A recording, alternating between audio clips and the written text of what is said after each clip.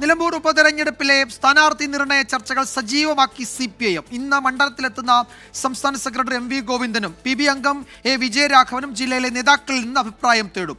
അടുത്ത സംസ്ഥാന സെക്രട്ടേറിയറ്റ് യോഗത്തിലാകും സ്ഥാനാർത്ഥിയെ അന്തിമമായി തീരുമാനിക്കുക. നിലമ്പൂർ മണ്ഡലത്തിൽ NDAക്ക് വേണ്ടി BDJS മത്സരിച്ചേക്കും.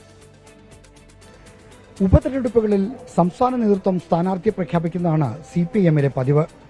സവിശേഷമായ രാഷ്ട്രീയ സാഹചര്യങ്ങളെല്ലാം പരിശോധിച്ചായിരിക്കും സംസ്ഥാന നേതൃത്വം തീരുമാനമെടുക്കുക. അതിനു മുന്നോടിയായി ജില്ലാ കമ്മിറ്റികളുമായും ബന്ധപ്പെട്ട ഏരിയ കമ്മിറ്റികളുമായും ചർച്ച നടത്തും. ഇതേ പ്രക്രിയ തന്നെയാണ് നിലമ്പൂരിലും CPIM അനുവർത്തിക്കുന്നത്. ഇന്ന് ഉച്ചയ്ക്ക് ശേഷം നിലമ്പൂരിലെത്തുന്ന CPIM സംസ്ഥാന സെക്രട്ടറി MV ഗോവിന്ദൻ ജില്ലാ നേതൃത്വവുമായും മണ്ഡലത്തിലെ ചുമതലക്കാരായ നേതാക്കളുമായും ആശയവിനിമയം നടത്തും. പോളിറ്റ് ബ്യൂറോ അംഗം A വിജയരാഘവനാണ് നിലമ്പൂരിലെ തിരഞ്ഞെടുപ്പ് പ്രവർത്തനങ്ങൾക്ക് നേതൃത്വം വഹിക്കുന്നത്. മണ്ഡലത്തിന് ചുമതലയുള്ള നേതാക്കളുടെ പ്രത്യേക യോഗവും ഇന്ന് വൈകുന്നേരം 4 മണിക്ക് നടക്കും.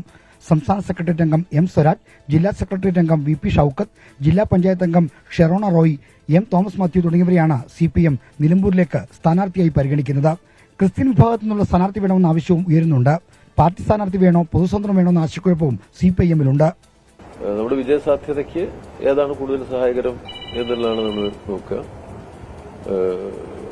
പൊതുവെ വിജയസാധ്യത ഉണ്ട്. അപ്പോ പാർട്ടി ചിഹ്നത്തിൽ മത്സരിക്കാം, പിന്നെ ജന്റെ സഹോദരനായി മത്സരിക്കാം. ഏറ്റവും മികച്ച എതിരാളിയെ തോൽപ്പിക്കാൻ പറ്റിയ മികച്ച സ്ഥാനാർത്ഥി, അതാണ് എപ്പോഴും നമ്മൾ നോക്കുക. നിലമ്പൂർ ഉപതെരഞ്ഞെടുപ്പിൽ മത്സരിക്കാൻ താൽപര്യം കാട്ടാതിരുന്ന BJP സീറ്റ് BDJSന് കൈമാറിയേക്കും. നിലമ്പൂരിൽ മത്സരിക്കണമെന്ന BJPയുടെ ആവശ്യം ചർച്ച ചെയ്യാൻ BDJSന് സംസ്ഥാന കൌൺസിൽ ഇന്ന് വൈകുന്നേരം 7 മണിക്ക് ചേരുന്നുണ്ട്. നിലമ്പൂരിൽ നിന്ന് സിറിലിനൊപ്പം R. ശ്രീജിത്ത്, 24.